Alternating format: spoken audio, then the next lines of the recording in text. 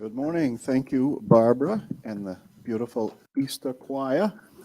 My name is Charlie Richard. I'll be your host this morning. Welcome to Unity of the Seacoast. Barbara Whitney, our wonderful music director, always puts together a nice collection for us. If you are a new listener, welcome. We're glad you made it today and hope you'll enjoy yourself and come back when you can.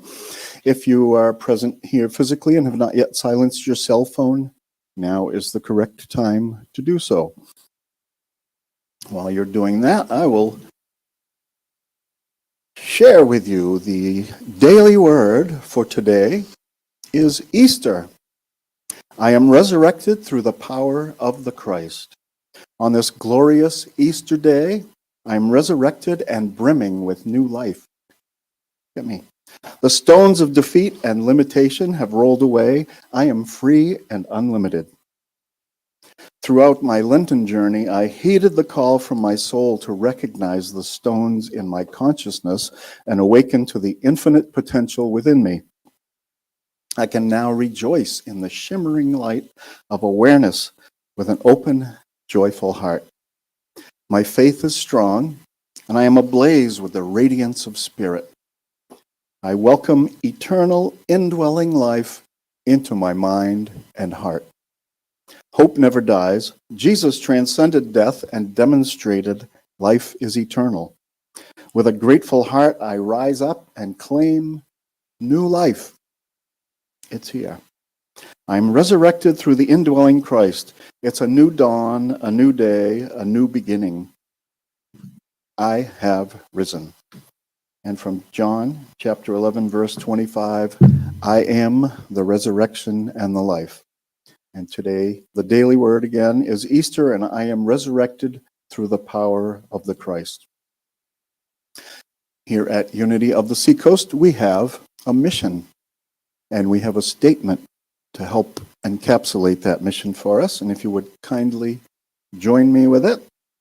We are a loving, nurturing community dedicated to being a positive path to spiritual living, to awaken oneness with God within us all. So let's keep doing that as long as we can.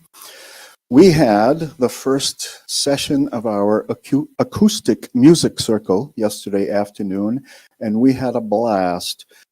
And if you're out there and you're thinking about coming, you don't have to be spiritual. You don't have to be a member of Unity. If you love music, come on down. It's going to be the second Saturday of each month, 2 to 5 p.m.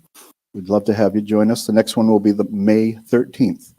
On the first Monday of every month, we have a meditation at 7 p.m. on our Facebook page on Facebook Live.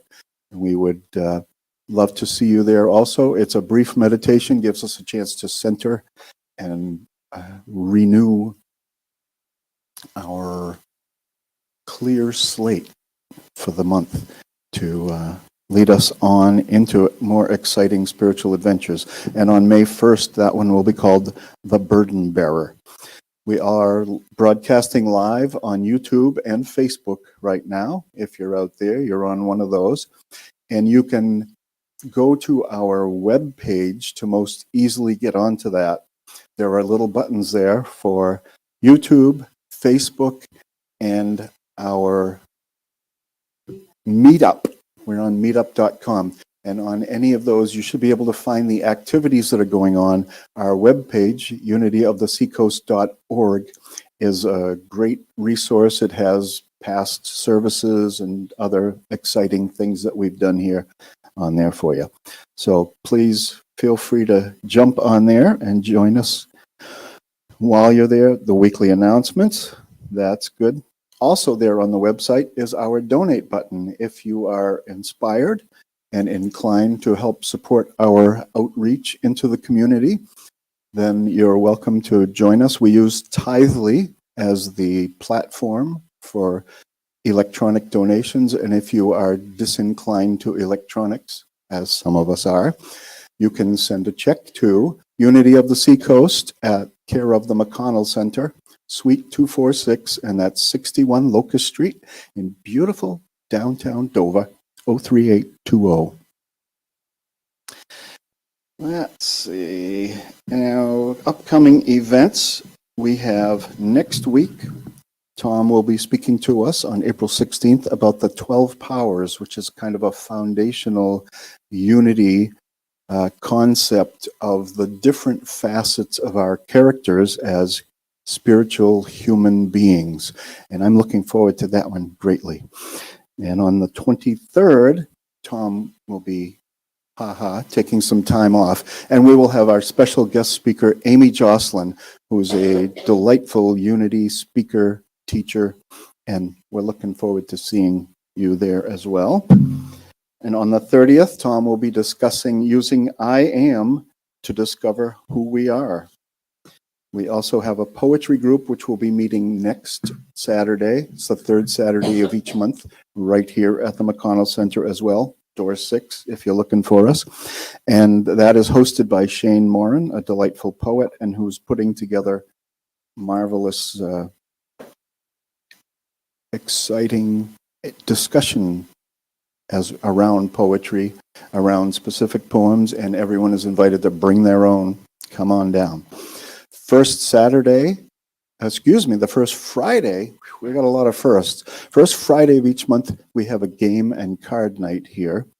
That was last Friday night, and we had a good time there. Don't have to be a member. Come on down. All this is available on our website.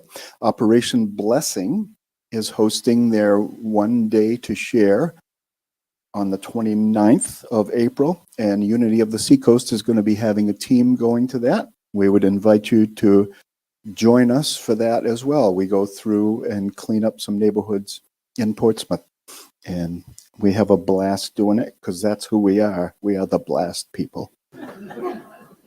And you have to be pre-registered to participate in it. You get a t-shirt and a meal.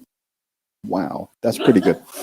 Yeah, we have a yard sale coming up on June 3rd, and I'm not sure what kind of details we have going on that, what time it is, but that information should be available on the website and everywhere else as well.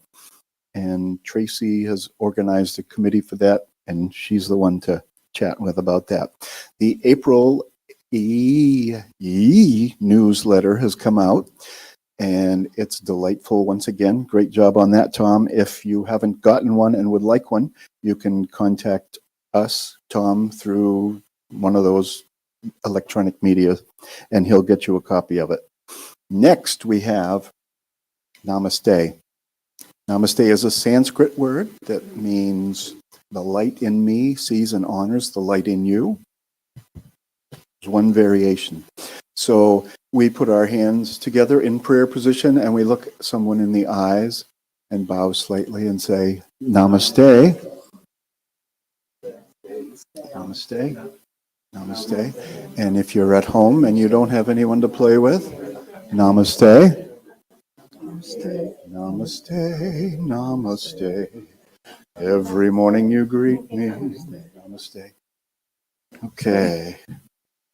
So, and next up is music. Yes.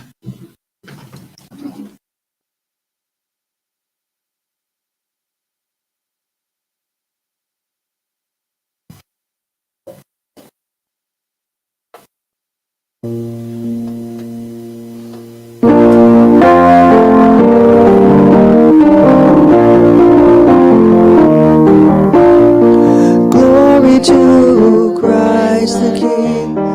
Praise thee and angels sing. People all over the earth celebrate the King's rebirth. Shine the love that's filled with light. Spirit keeps faith burning bright. Radiant light shines through the night, illuminating death to life.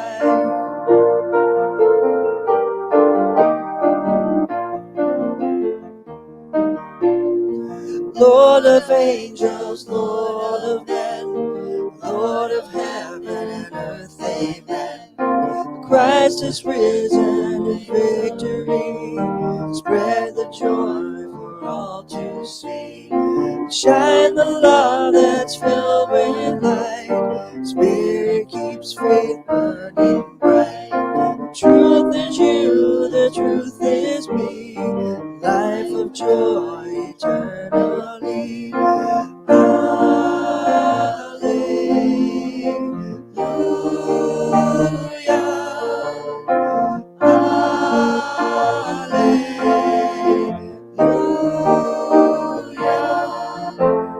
He has risen, let's rejoice.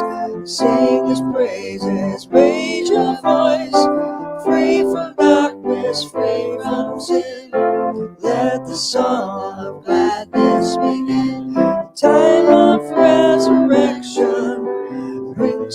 life of peace and love.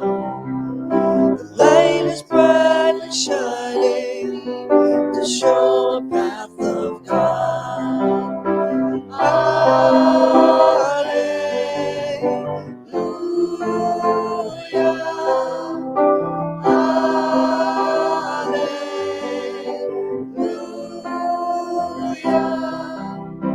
Glory to Christ the King.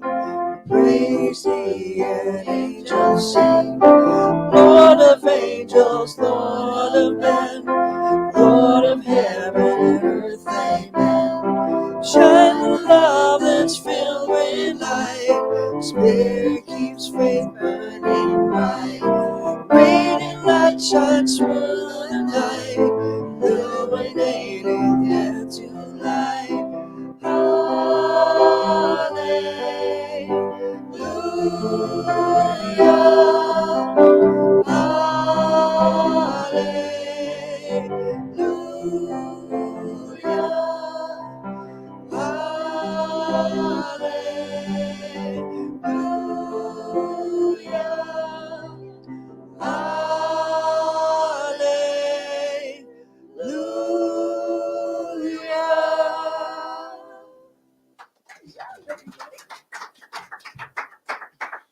I just want to say this was a song written by our music director, Barbara Whitney.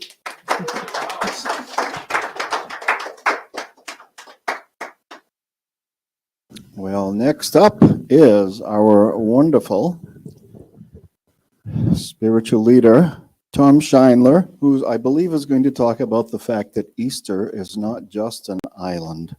Tom? Yeah.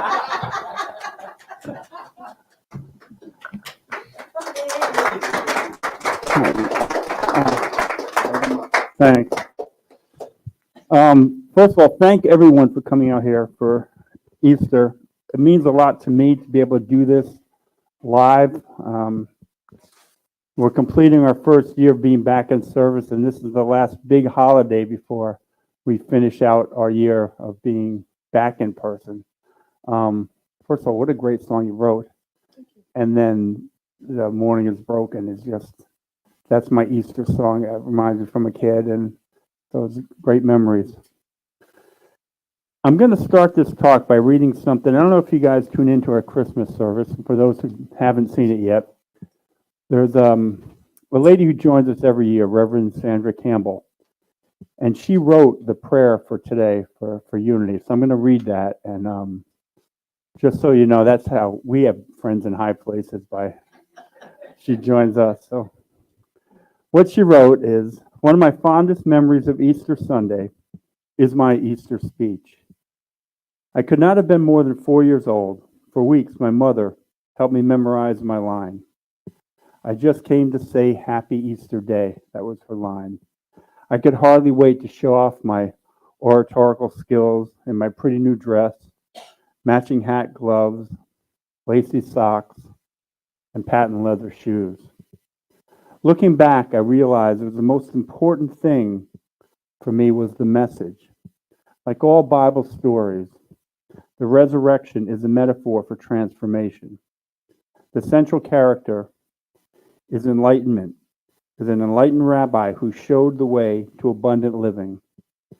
During the Lenten season, our days have been lengthened and our lives transformed by renewing our minds. We have the power every day to transform our life experiences, to rise above the past, and turn our problems into opportunities. Happy Resurrection Day. Reverend Sandra Campbell. Easter. Jesus is risen. In the Christian liturgical year, this is the pinnacle act in the Jesus story. He has died for our sins, and he has come back. Much of this idea comes from Paul, who had a vision of Jesus coming to him on the road to Damascus. Paul was known for persecuting the followers of Jesus. So to Paul, to have this vision, it meant Jesus was coming back to him to save him from his sinful ways. So it was a reasonable perception from his point of view. Paul was so moved by this vision that it changed the trajectory of his life, and he became the second most influential person in the Christian movement, the first one obviously being Jesus. Now, this is an example of the new being risen from the old. This is the actual rising of the dead and the metaphysical rising of the dead, their meanings colliding. Now, I'm talking about Paul's resurrection through Jesus. Up to this point, he had been one person. And after this point, a new version of himself emerged. The old one had to die away. Paul's own name is symbolic of this because up to this point, he had been Saul. Now, the revealing word has Easter. Easter's meaning is the awakening and raising to spiritual consciousness of the I am in man. That which has been dead in trespasses and sins and buried in the tomb of materiality. Charles Fillmore likes his words.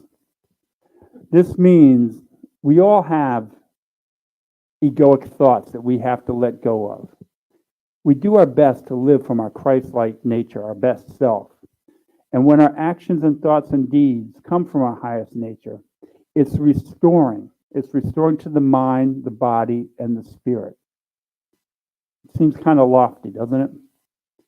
Very simply, what it's saying is that we need to go back to that infant state of mind that we were born with. Because in that infant state of mind, we had the concept of unlimited possibilities for ourselves. You know, now we learn to try and let go of our egoic minds, but we're still humans. We're having a human experience, and we're meant to. We're meant to live life to its fullest. Not to my fullest, but to your personal, individual fullest. And when a child is born, it doesn't have this egoic mind. It only knows nurture in the form of love, and it depends on love for its survival. And within that child is all the possibilities that a life can offer, from the most minimal existence to being one of the world's most influential people. And Easter represents us getting back to that. Easter is a time of rebirth. We've spent the last 40 days talking about release and finding those things that no longer work for us. But that time is past. This time represents our new self, a new us emerging from all that. Easter is a time of rebirth. Jesus went into the tomb, and after 3 days, he was changed. Mary Magdalene did not recognize him when he came to her. One of his longest and closest friends could not see the new changes in Jesus. Rebirth happens within us all the time. It's just not the big changing moments that we notice and we don't notice. It's not the big moments like Paul always experienced, or the total transformation of Jesus. Every action, every interaction, every new thing that happens with us, every new piece of knowledge changes us in some way. Each time we learn something about ourselves, something within us dies, and something new rises. This is what Easter represents. It's a joyous time to acknowledge how far that we have each come in our own lives. We talk about striving for a Christ-like consciousness, that moment that we've dropped what no longer serves us. We've become the person that we want to be. But often it's not that dramatic. You know, it's often not in an instant. We each have those aha moments. But it's the life, all the things that we've lived, the lessons prior to, the wisdoms we've learned that has set our minds up to be awakened to those aha moments. That period before the aha moment is us in the tomb. There's change going on inside. For the most part, it's unseen to the world. But we're changing because we're changing to become receptive to the person that's about to emerge. And it's such a fabulous thing because we each get to use freedom of choice to develop that person that we want to be. I get to be me, you get to be you, you get to be you. Each one of us has this wonderful gift to express our lives in the most unique way, and we constantly evolve this. You know, some changes are dramatic. When I went through my transformation to become a happy person, even though it took years of me doing the work daily, the difference when I look at it was night and day. I hit a point where the new Tom emerged. I knew I was different. I had a complete rebirth. I knew I was ready. It's if my arms just flung open and I was able to joyously raise it up and go, I am here. We all have these complete changes where a new us emerges. Sometimes they're in an instant. Think of that moment when you graduated high school. You're a student and now you feel like an adult. Or when you get a raise or you become a boss or you start your own company. The first time you move out on your own. Perhaps you've learned something, and that moment you knew that something in your life has changed and you will never be the same again. Imagine someone who learns that they no longer have cancer. Or the first time, or hopefully the only time you said, I do. The moment your child is born.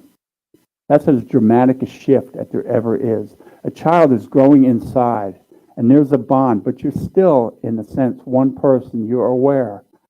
But the moment the child enters the world, you shift. You're a parent. You are immersed in the caretaker role. The time of birth has been that preparatory stage, but now it's different. It's more intense. It's more focused. You are different. Up to that point, you had been you. You know, I was always Tom. Casey was Tom. Once we had kids, we were no longer that. We were Tom and Casey's parents. People didn't know us by our first names anymore.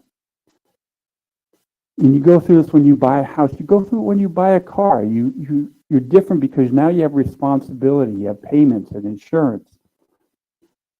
You do this when you take your first trip or when you discover a passion. How many musicians know that, pinpoint that moment when music changed their life? Many cultures have celebrations of these and religions, so these moments don't go unnoticed. They have festivals or parties. Maybe they go on a hunt. Saw a thing about a tribe that did a physical task where they jumped off a platform with a rudimentary rope tied around their feet like bungee jumping, except the rope didn't expand. If you came through and came up again, you were a man in the tribe. Hopefully your head didn't hit the ground and knock you back to the infancy stage. But this is what people do. There's all sorts of things. People used to bind their skin with sticks and twist them, and you would wear that to represent you have become a man. Each culture, each part of life has resurrections where the new them emerges. I mean, every minister knows when they felt the calling. When Mary saw Jesus, she didn't recognize him. People do this to us all the time. Often they don't want to recognize the change in you. And there are many who won't recognize your changes. Perhaps you've done enough damage that they need the track record to see that the new you has really changed. Perhaps they have a payoff in keeping you in the same place. Friends of addicts don't want to acknowledge the change because sometimes they lose their drinking or their drug buddy. Or maybe they're codependent and part of their identity is tied up in caring for the addict. Maybe your change makes people feel left behind. People sometimes resist change because it reminds them that they need to trigger something in themselves to inspire change. When I quit drinking, I remember having a conversation with my sister-in-law. She kept telling me, of course, when you come see me, you'll have a drink. Well, it doesn't matter. We'll go have a drink. Because she could not see the new me. She did not want to let go of that past, that person who would show up now and then and go out for a beer. This happens at every level in people's lives. Newly married people go through this when they become a couple. They form a life together. And many of their single friends still see them through the old eyes and expect aspects of that single life to remain. Couples, when they have kids, go through this. Each person may feel slighted because now the attention goes toward the child. And they both expect the others to still have that same energy and affection that they had before the child was born. And big changes happen. Often it's the most trusted person that we go to talk about it. That's the symbolism of Jesus going to Mary. Mary had been one of his oldest friends. Lazarus, Martha, and Mary had known Jesus for a long time. John discusses this and his love for that in the opening of John 11. And it makes sense that he would go to her first because being an old friend, she had already witnessed changes in him, changes before and when he began his mission, through his mission and his life, and through the passion up to the tomb. And she was the first to go to the tomb. She never turned away from a friend. And it's an honor to be that person for others. So be that when you can. We all have our go-to people. You know, when our son or daughter has a life-changing event, they call us because we are that person. What we offer them, even if we don't agree, is we offer that they will remain whole and safe in our eyes. Casey is that for me. The other night, my son called to discuss my health. And it's in those moments that I realized the boy had died to have the man emerge, to get wisdom from your son. Such a compliment on what people have done before. Other people are happy for your change, but sometimes they need proof. So be okay to give them proof. Thomas needed proof of Jesus' change. Jesus was not offended, and he offered him proof. And others will just outright deny the change. Remember when Jesus went back to Nazareth after his mission? They ran him out of town, trying to stone him. Matthew 13:55. Is this not the carpenter's son? Is not his mother called Mary, and his brethren James, Joseph, Simon, and Judas? Because each person had some kind of emotional payoff to see him as he was, not as he is. And he had to flee because of their disbelief. This happens with us. I cannot talk to my sister because she doesn't want to let go of the old me. Our relationship has changed several times over the years. First when I became happy, and next when I became part of the ministry. Because she can no longer be that same person in the relationship. She could no longer leave her baggage expecting me to pick it up and solve it for her. Because that's not me. I was learning what made my life work. I had to continue that. So I became different, and the new Tom was at odds with the old Tom.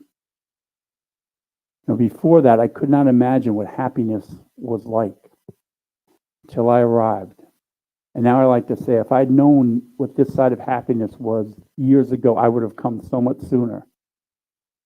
But to heal on my path to wholeness and happiness, I had to watch my ego die. I had to be open to new concepts of things that up to that point did not make sense. You know, AA has a wonderful line about breaking down the ego and accepting the new. And they do it when they talk about accepting that there is a greater power in your life, more than your ego. All your best thinking got you here. And I love that line because there are so many changes along that path, so many changes that lead to rebirth. All my best thinking got me nowhere. If I could have thought myself out of depression or drinking, I would have done it a long time ago. It was not possible for me until I realized that there was a greater power that gave me faith faith in a path existed, faith that I can do the work, and that the information along that path would present itself. The greater power was not a deciding overseer saying, do this, or giving me strength. It was me relying on the greater power to use all the tools that were available to rebuild myself. It was knowing that all those tools are out there, and they're out there for each one of you, allowing you in every moment to become the new you. And each change that happens to you is birthed from all the changes and possibilities that's gone on before you. A change happened to me when I became an organ transplant patient. But none of that would have happened without the changes that went on before me. Little and big steps in medicine had to happen. Other people had to have their aha moments to think that this was possible, to think of what if this went wrong, this would work. Each one had to be rebirthed and have their defining moments, and that continues through their life in order for that to happen. Because without those changes that happened before me, my change would have been simply from living to dead. In order to have an electric light, people had to come up with glass and wire, move electricity, and so much more. Others had to have belief and intention in themselves enough to create change, to want to move forward. Each idea has a change, and it has an evolutionary process to it. And each evolutionary process produces new unlimited possibilities in which the old ways die and the new ways are reborn. Changes are based in intention and belief. And it's been happening forever. And our Easter for us comes when we recognize and accept it. These changes happen and we can grow and be reborn from them. And I've never had an aha moment that I didn't want to have. But I've certainly turned away from aha moments that I wasn't paying attention to. And sometimes the changes that happen, they have a skewed intention. And they create a limiting belief. And we can attach a limiting belief to ourselves, and it keeps us from growth. My sister Donna, she would never eat seafood. She just flat out refused. And then in her 30s, she was watching us eat lobster, and she decided to try it. And in that moment, she realized her idea of seafood was not at all what she thought, because lobster became one of her favorite foods, and more than that was Alaskan king crab. But our belief system either locks us into our growth or limits our growth. When we're young, we build our identity around our surroundings. I'm a Schindler. I was born a Catholic, so I was a Catholic. Or any of the labels that come with our influences, our environment. And we'll discuss that in a few more weeks. But we take in the good and the bad. And each person builds a confidence based in part on those things. And those things can help you grow or limit the changes within your life. Maybe it's your financial attitude toward money. Maybe it's about a career choice. I can only do this.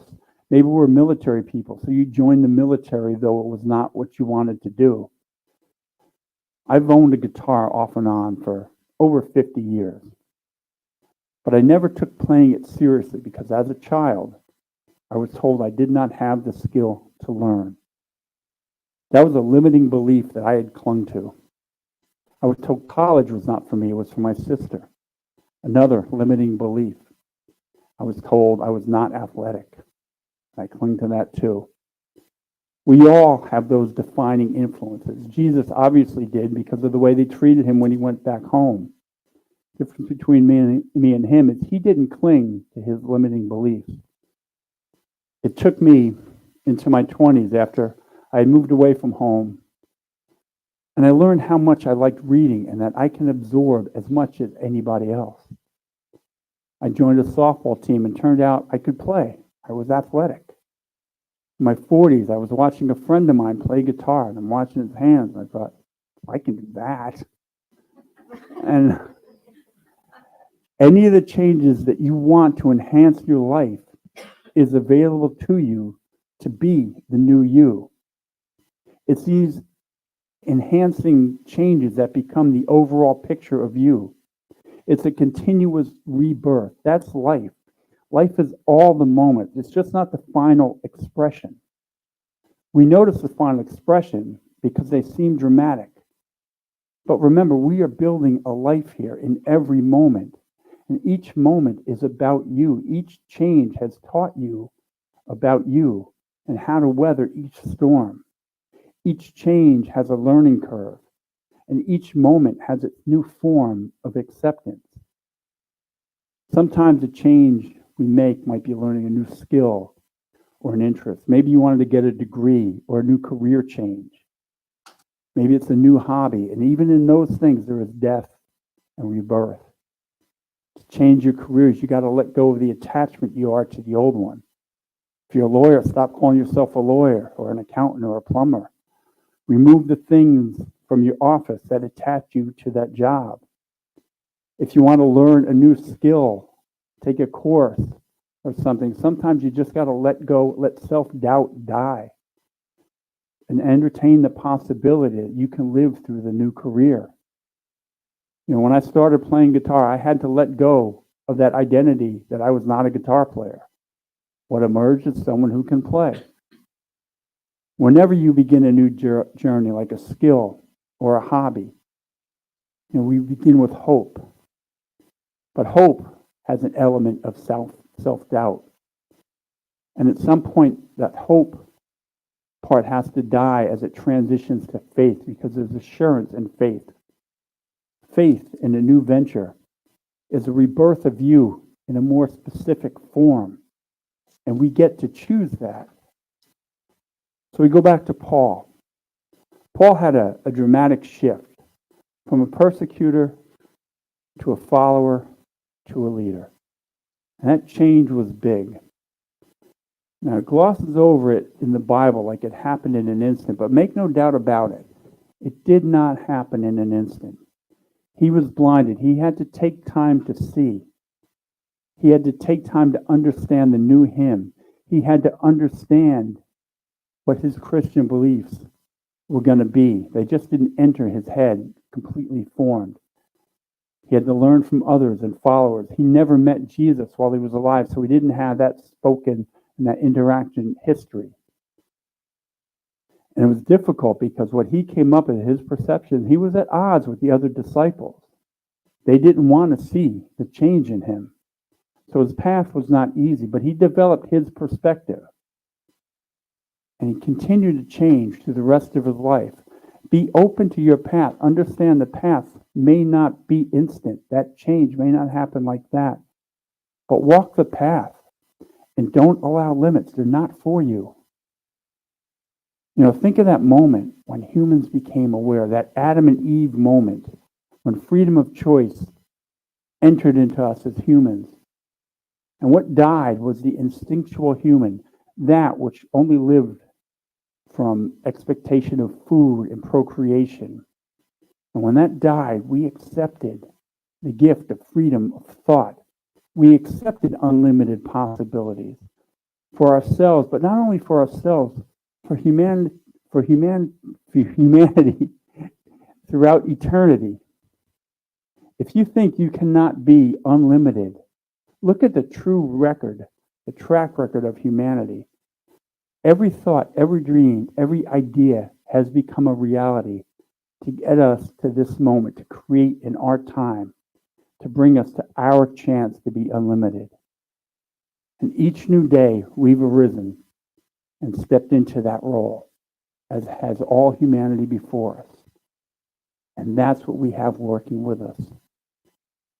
So today on Easter, and any day you just feel gratitude, take time to celebrate all the changes that got you here.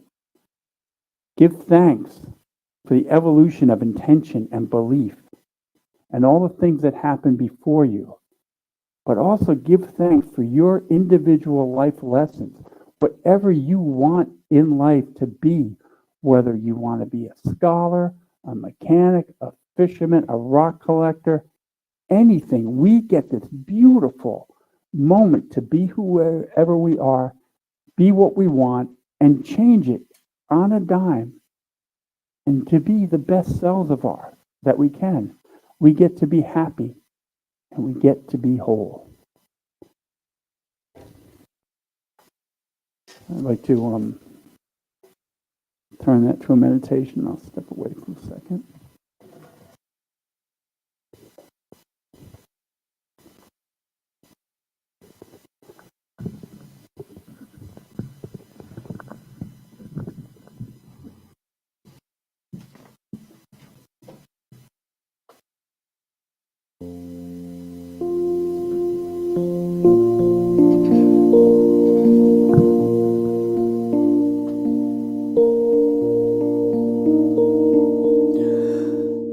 Holy Creator, we praise your name.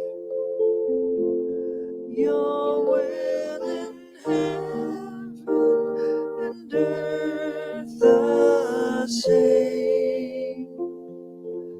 Supply our needs, Lord, from day to day.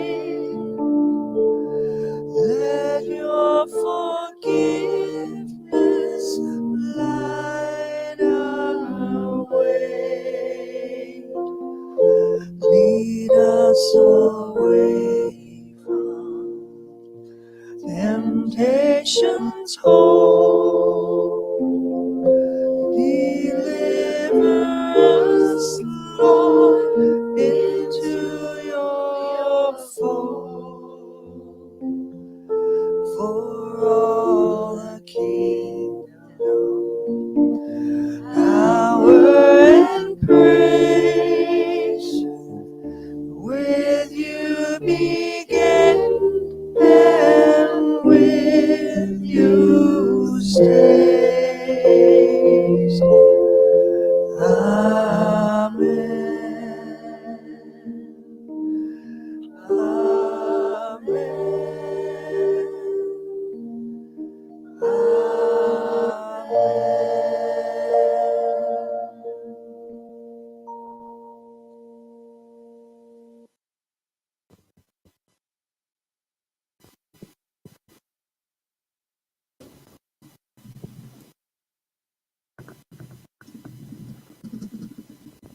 One of the things that I never want to take for granted, I'm so thankful, is that I get to speak each week. And I hope you always get that part of what I do is I don't want you to believe the way I do. I give you permission by my demonstration to read the Bible or any other book that you find as source, to use your own thoughts and concepts to get out of it what you need. I always say how I interpret things, but it's as an example. I don't want you to see it exactly as I do, because that limits the conversation. That limits the expansion of thoughts. And I take that very seriously, that you guys listen each week and allow me to do that. So I thank you all for that. I want to invite each one of you to close your eyes and get your body comfortable. And breathe in the moment. And as we breathe in and out, bring yourself to your comfortable breathing space, breathing pace.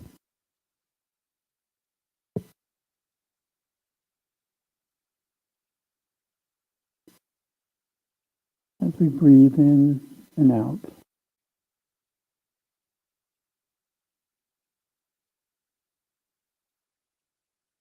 think back upon your life, the many stages of your life. Think back to those stages where each time you felt like a new you.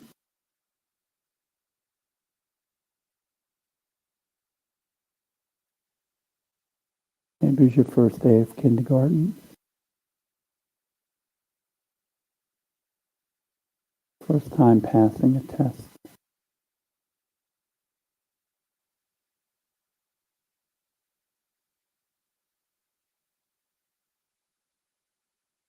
First crush or kiss.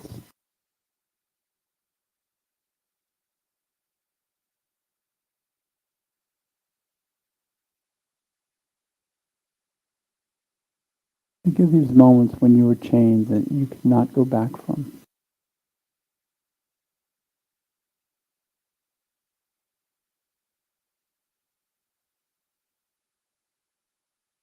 Entering high school, graduating high school.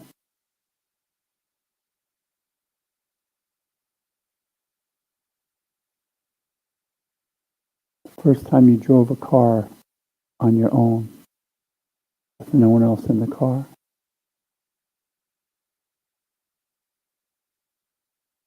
Your first trip away from home. Maybe a vacation,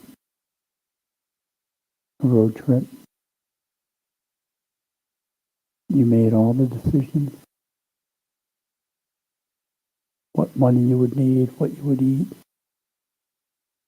what you would see.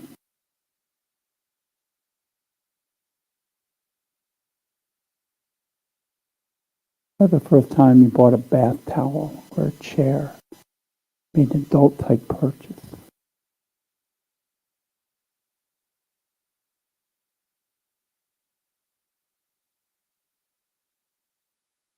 Think of moments that you had a worry or doubt and you realized that you would be okay.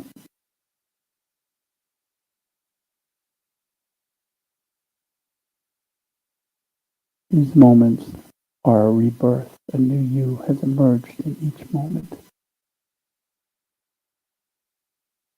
You were resurrected in that moment.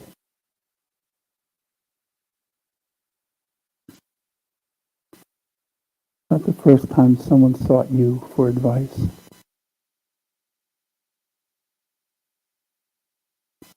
For the first time you felt comfortable and secure enough to seek advice from others. That's a new you, someone comfortable with the world around you.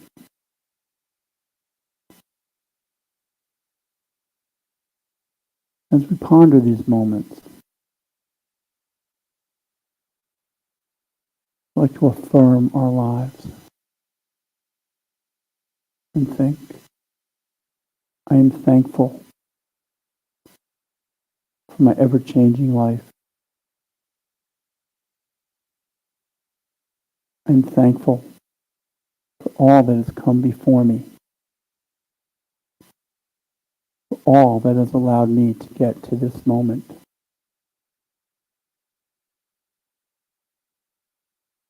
I affirm all the changes that have been for my wholeness.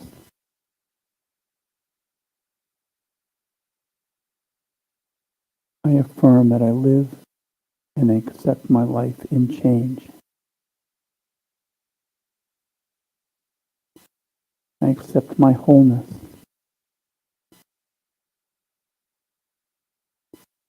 I accept the wisdom from each past moment.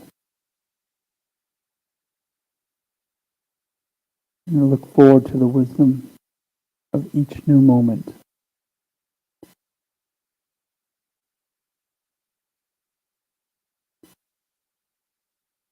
I live in this moment knowing that there is one power, one presence in the universe.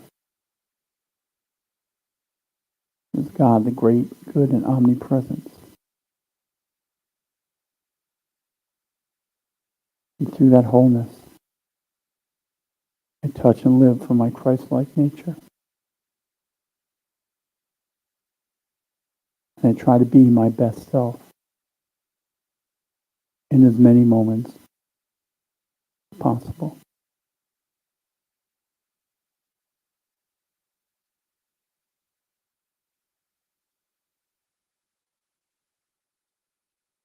So it is. I invite you back. Kind of settle into the moment. We think about the world around us. For those watching at home, if you want to type the names of your loved one in the comment box or the initials, and if you're not comfortable with that, just a heart emoji. And we used to announce the people that we're thinking of, but I rethought that process because we broadcast. So just hold those people close to your heart and in your mind. If it's someone that you want on the prayer list, there's a prayer box here. We can put their name in.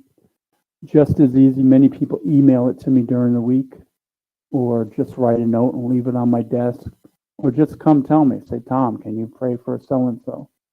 And we will add them to the prayer list. We don't want anyone to go unnoticed. We know that in any moment, people are fighting a battle trying to be brave, and we want to honor that. We also want to honor their confidentiality. So to those that we are thinking of, we affirm their health, their wholeness. We see them bathed in loving light, a light that comes from the universe, comes through us and emanates outward. We see them fighting their battle, whether it's hunger, fear, illness, depression, whatever they may be struggling with. We pray for that same wholeness, health, and happiness for all our leaders, local, national, and worldwide, that they see us all as connected and that we all can be whole, and that there's enough world for all of us, as long as we know that there's enough love for all of us. And we do this with sincere, heartfelt intention and belief that it can be so. And for each one of you here, each one of you listening at home, I also pray for your wholeness, health, and safety and love. And so it is. Amen. If we can do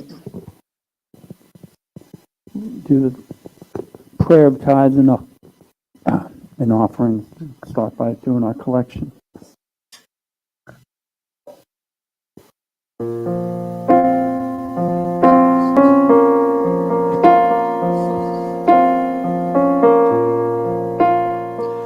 Road I seek in the dark of night, road that will lead me to what is right, and the days will shine in the morning light.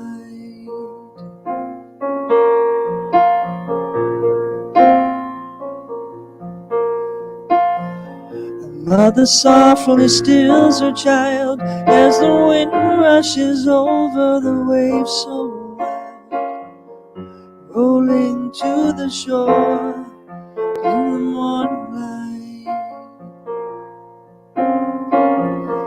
In the morning light, day awaits and I am free to shine the light of the Spirit that's a part of me. In the morning light.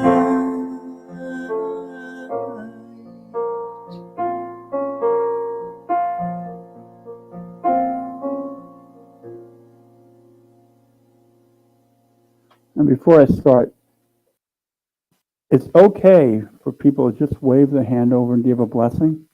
Some people mail in money, some people do it. So don't ever feel pressured by this going by. Just send love out to the world, and that's as good as anything.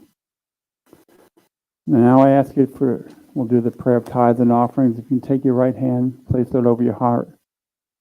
Divine love adds me, blesses and multiplies all that I am, all that I have, all that I give, and all that I receive. And so it is. Amen.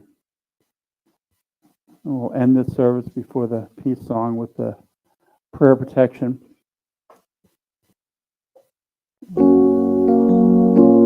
light of God surrounds me. The love of God enfolds me. The power of God protects me. The presence of God watches over me. Wherever I am, God is, and all is well, and we are richly blessed. I thank you all. Join us for this song.